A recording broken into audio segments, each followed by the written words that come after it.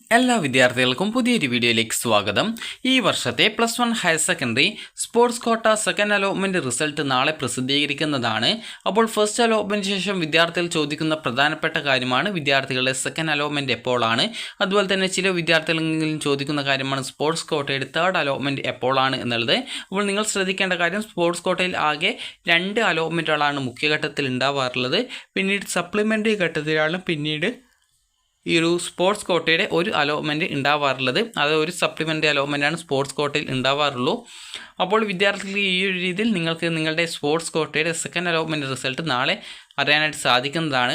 അപ്പോൾ വിദ്യാർത്ഥികൾ hskp.kerala.gov.in എന്നുള്ള വെബ്സൈറ്റ് ഓപ്പൺ ചെയ്ത് കഴിഞ്ഞാൽ നിങ്ങൾക്ക് ഈ ഒരു വെബ്സൈറ്റിൽ ലിങ്കുകൾ കാണാൻ പറ്റും. അതായത് കാൻഡിഡേറ്റ് ലോഗിൻ SWS, അതുപോലെ തന്നെ കാൻഡിഡേറ്റ് ലോഗിൻ MRS, അതുപോലെ തന്നെ കാൻഡിഡേറ്റ് ലോഗിൻ സ്പോർട്സ് എന്നിങ്ങനെയുള്ള ലിങ്കുകൾ കാണാൻ പറ്റും. അപ്പോൾ നിങ്ങൾ ക്ലിക്ക് ചെയ്യേണ്ടത് കാൻഡിഡേറ്റ് ലോഗിൻ സ്പോർട്സ് എന്നുള്ളതാണ്. കാരണം നിങ്ങൾ SWSൽ അപേക്ഷിച്ചിട്ടുണ്ടെങ്കിൽ അതുകൂടി നിങ്ങൾ ക്ലിക്ക് ചെയ്ത് നിങ്ങളുടെ അലോട്ട്മെൻറ്റ് റിസൾട്ട് പരിശോധിക്കുക. അപ്പോൾ അതിൽ ക്ലിക്ക് ചെയ്യുന്ന സമയത്ത് ആപ്ലിക്കേഷൻ നമ്പർ ഉണ്ടാവും, അതുപോലെ പാസ്വേഡ് കൊടുക്കാനുള്ള ഭാഗം ഉണ്ടാവും, അതുപോലെ തന്നെ ജില്ല സെലക്ട് ചെയ്ത് കൊടുക്കാനുള്ള ഭാഗം ഉണ്ടാവും, അതുപോലെ തന്നെ ലോഗിൻ ഓപ്ഷൻ ഉണ്ടാവും. അപ്പോൾ ലോഗിൻ ക്ലിക്ക് ചെയ്യുക. ലോഗിൻ ക്ലിക്ക് ചെയ്ത ശേഷം നിങ്ങൾക്ക് നിങ്ങളുടെ പ്രൊഫൈൽ പേജിലേക്ക് പോകുന്നതാണ്. അപ്പോൾ അവിടെ നിങ്ങൾക്ക് കാണാൻ സാധിക്കുന്നതാണ് congratulation you have got allotment. അതായത് നിങ്ങൾക്ക് ആദ്യമായിട്ട് ഒരു സ്പോർട്സ് കോട്ടയിൽ അലോട്ട്മെൻറ്റ് കിട്ടി എന്നുള്ളതായിരിക്കും അതിൻ്റെ അർത്ഥം.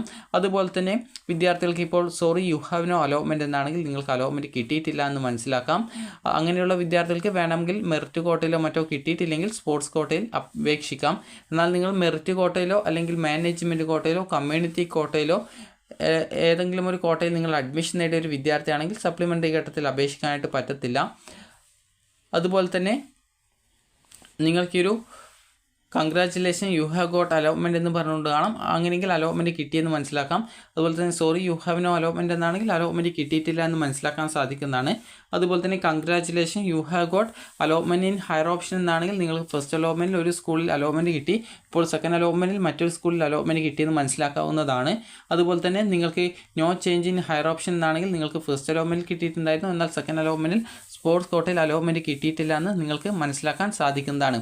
അപ്പോൾ നിങ്ങൾക്ക് അലോട്ട്മെൻറ്റ് കിട്ടിയിട്ടുണ്ടെങ്കിൽ നിങ്ങൾ ചെയ്യേണ്ടത് അവിടെ ആ ഒരു ലിങ്ക് ഉണ്ടാവും, സ്പോർട്സ് കോട്ട അത് സെക്കൻഡ് അലോട്ട് റിസൾട്ട് സ്പോർട്സ് എന്നുള്ള ഒരു ലിങ്ക് ഉണ്ടാവും. അപ്പോൾ അതിൽ ക്ലിക്ക് ചെയ്യുക. ക്ലിക്ക് ചെയ്ത ശേഷം പിന്നീട് വരുന്ന പേജിൽ നിങ്ങൾക്ക് കാണാൻ പറ്റുന്നതാണ് വ്യൂ അലോട്ട്മെൻറ്റ് ലെറ്റർ എന്ന് പറഞ്ഞുകൊണ്ട് കാണാൻ പറ്റും. അപ്പോൾ നിങ്ങൾക്ക് ആ ഒരു വ്യൂ അലോട്ട്മെൻറ്റ് ലെറ്ററിൽ ക്ലിക്ക് ചെയ്ത് നിങ്ങളുടെ അലോട്ട്മെൻറ്റ് ലെറ്റർ ഡൗൺലോഡ് ചെയ്തെടുക്കാം. അതുപോലെ തന്നെ വിദ്യാർത്ഥികൾക്ക് ഈ ഒരു അലോട്ട്മെൻറ്റ് കിട്ടാത്ത വിദ്യാർത്ഥികൾക്കും കിട്ടിയിട്ടുള്ള വിദ്യാർത്ഥികൾക്കും അവിടെ യുവർ റാങ്ക് ലിസ്റ്റ് എന്ന് പറഞ്ഞുകൊണ്ട് കാണാം. അതിൽ ക്ലിക്ക് ചെയ്ത് നിങ്ങൾ ഓപ്ഷൻ വെച്ച ആ ഒരു ഓപ്ഷൻസിൻ്റെ അതായത് ആ സ്കൂൾ കോഴ്സിൻ്റെ ആ ഒരു ലാസ്റ്റ് റാങ്കും യുവർ റാങ്കും നിങ്ങൾക്ക് അറിയാനായിട്ട് സാധിക്കുന്നതാണ്. അതുപോലെ തന്നെ വിദ്യാർത്ഥികൾക്ക് ഈ ഒരു അലോട്ട്മെൻറ്റ് കിട്ടിയിട്ടുണ്ടെങ്കിൽ, അതായത് ഇപ്പോൾ നിങ്ങൾക്കിപ്പോൾ ആദ്യമായിട്ടാണ് അലോട്ട്മെൻറ്റ് കിട്ടിയതെങ്കിൽ നിങ്ങൾ പോയിട്ട് ഏത് ഓപ്ഷനാണ് കിട്ടിയതെങ്കിലും നിങ്ങൾ പോയിട്ട് പെർമനൻറ്റ് അഡ്മിഷനാണ് എടുക്കേണ്ടത്.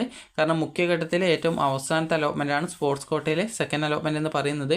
അപ്പോൾ അതുകൊണ്ട് തന്നെ നിങ്ങൾ ഏത് ഓപ്ഷൻ കിട്ടിക്കഴിഞ്ഞാലും പോയിട്ട് പെർമനൻറ്റ് അഡ്മിഷനാണ് എടുക്കേണ്ടത്. നിങ്ങൾക്കിപ്പോൾ ഫസ്റ്റ് അലോട്ട്മെൻറ്റിൽ നിങ്ങൾക്ക് സ്പോർട്സ് കോട്ടയിൽ ഒരു ഓപ്ഷൻ അലോട്ട്മെൻറ്റ് കിട്ടി, നിങ്ങളവിടെ ടെമ്പററി ആയിട്ടാണ് ജോയിൻ ചെയ്തിട്ടുള്ളത്. ഇപ്പോൾ സെക്കൻഡ് അലോട്ട്മെൻറ്റ് വന്ന സമയത്ത് no change in higher option എന്നാണ് കാണുന്നതെങ്കിൽ നിങ്ങൾ അവിടെ എവിടെയാണോ നിങ്ങൾക്ക് ഓൾറെഡി നിങ്ങൾ ടെമ്പററി അഡ്മിഷൻ നേടിയത് അവിടെ പോയിട്ട് നിങ്ങളുടെ അഡ്മിഷൻ പെർമനൻ്റ് ആക്കുക. അതുപോലെ തന്നെ വിദ്യാർത്ഥികൾക്ക് ഇപ്പോൾ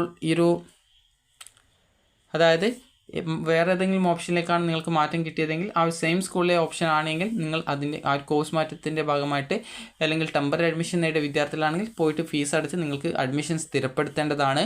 അതുപോലെ തന്നെ മറ്റൊരു സ്കൂളിലേക്കാണ് അലോട്ട്മെൻറ്റ് സ്പോർട്സ് കോട്ടയുടെ സെക്കൻഡ് അലോട്ട്മെൻറ്റ് കിട്ടിയിട്ടുള്ളതെങ്കിൽ വിദ്യാർത്ഥികൾ ചെയ്യേണ്ടത് പുതുതായിട്ട് എവിടെയാണോ കിട്ടിയത് അവിടെ പോയിട്ട് ജോയിൻ ചെയ്യുക. അതായത് പുതുതായിട്ട് ഏത് സ്കൂളിലേക്കാണോ അലോട്ട്മെൻറ്റ് കിട്ടിയത് ആദ്യം അഡ്മിഷൻ നേടിയ സ്കൂളിൽ നിന്നും നിങ്ങളുടെ ഡോക്യുമെൻറ്റ്സൊക്കെ തിരിച്ചു വാങ്ങിക്കുക. എന്നിട്ട് പുതുതായിട്ട് കിട്ടിയ ആ ഒരു സ്കൂളിൽ പോയിട്ട് അഡ്മിഷൻ നേടുക. അതുപോലെ തന്നെ ഇനി വിദ്യാർത്ഥികൾക്ക് പ്രധാനപ്പെട്ട സംശയമായിരിക്കും, എനിക്കിപ്പോൾ ഈ ഒരു സ്പോർട്സ് കോട്ടയിൽ എനിക്ക് അലോട്ട്മെൻറ്റ് കിട്ടിയിട്ടുണ്ട്, അതായത് ഈ ഒരു സ്പോർട്സ് കോട്ടയിൽ എനിക്ക് അലോട്ട്മെൻറ്റ് കിട്ടിയിട്ടുണ്ട്, എന്നാൽ എനിക്ക് മെറിറ്റ് കോട്ടയിലും അതായത് കാൻഡിഡേറ്റ് ലോഗിൻ SWS വിഭാഗത്തിലും അലോട്ട്മെൻറ്റ് കിട്ടി. അപ്പോൾ ഞാൻ എവിടെയാണ് ജോയിൻ ചെയ്യേണ്ടതെന്ന് ചോദിച്ചു കഴിഞ്ഞാൽ നിങ്ങൾക്ക് എവിടെയാണോ പഠിക്കാൻ താല്പര്യമുള്ള കോഴ്സ് അല്ലെങ്കിൽ ആ ഒരു സ്കൂൾ കിട്ടിയിട്ടുള്ളത്, അത് സ്കൂളും കോഴ്സും രണ്ടും കിട്ടിയിട്ടുള്ളത് അവിടെ നിങ്ങൾ ജോയിൻ ചെയ്യുക. അതായത് ഇപ്പോൾ ഒരു ഉദാഹരണത്തിന് സ്പോർട്സ് കോട്ടയിൽ നിങ്ങൾക്ക് ഹ്യൂമാനിറ്റീസ് ആണ് കിട്ടിയതെന്ന് വിചാരിക്കാം, ഈ ഒരു മെറിറ്റ് കോട്ടയിൽ കിട്ടിയത് ബയോളജി സയൻസ് ആണ്. നിങ്ങൾക്ക് പഠിക്കാൻ താല്പര്യം ബയോളജി സയൻസ് ആണെങ്കിൽ ബയോളജി സയൻസുള്ള ആ ഒരു മെറിറ്റ് കോട്ടയിൽ അഡ്മിഷൻ നേടാം.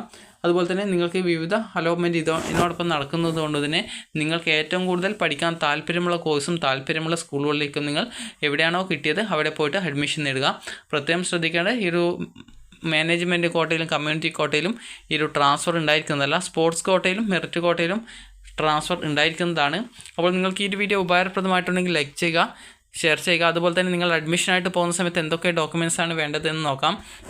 ആദ്യം തന്നെ വേണ്ടത് നിങ്ങൾക്ക് അലോട്ട്മെൻറ്റ് കിട്ടിയതിൻ്റെ അലോട്ട്മെൻറ്റ് മെമ്മോയാണ്. ഓൾറെഡി ഈ ഒരു സെക്കൻഡ് അലോട്ട്മെൻറ്റിൽ ഫസ്റ്റ് അലോട്ട്മെൻറ്റ് കിട്ടുകയും no change in higher option എന്ന് കാണുന്ന വിദ്യാർത്ഥികൾ പ്രത്യേകിച്ച് ഡോക്യുമെൻറ്റ്സ് അവർ പ്രത്യേകിച്ച് എടുക്കേണ്ട ആവശ്യമില്ല, ഓൾറെഡി സ്കൂളിൽ കൊടുത്തിട്ടുണ്ടാകും. അപ്പോൾ നിങ്ങൾ അഡ്മിഷനായിട്ട് പോകുന്ന സമയത്ത് ഫീസ് എടുത്തിട്ട് പോയാൽ മതിയാകും. അതുപോലെ തന്നെ 16, 17 തീയതികളിലായിട്ടാണ് നിങ്ങളുടെ അഡ്മിഷൻ ഉണ്ടായിരിക്കുക.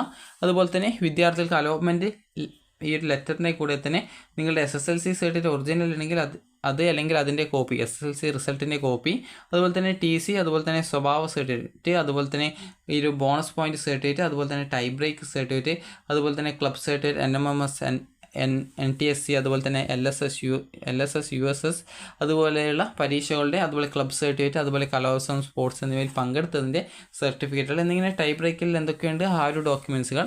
അതുപോലെ തന്നെ നിങ്ങളുടെ ആധാർ കാർഡിൻ്റെ ഒരു കോപ്പി, അതുപോലെ തന്നെ നിങ്ങളുടെ 2 പാസ്പോർട്ട് സൈസ് ഫോട്ടോ, അതുപോലെ EWS റിസർവേഷൻ ഉണ്ട് എന്ന് പറഞ്ഞവർ EWS സർട്ടിഫിക്കറ്റ്, അതുപോലെ തന്നെ SC/ST വിദ്യാർത്ഥികളാണെങ്കിൽ കാസ്റ്റ് അല്ലെങ്കിൽ കമ്മ്യൂണിറ്റി സർട്ടിഫിക്കറ്റ്, അതുപോലെ തന്നെ വിദ്യാർത്ഥികൾക്ക് ചില സ്കൂളിൽ നിന്നും നാറ്റിവിറ്റി സർട്ടിഫിക്കറ്റ് ചോദിക്കാറുണ്ട്. അപ്പോൾ അതില്ലെങ്കിൽ നിങ്ങൾ ബർത്ത് സർട്ടിഫിക്കറ്റ് ഉപയോഗിക്കാം.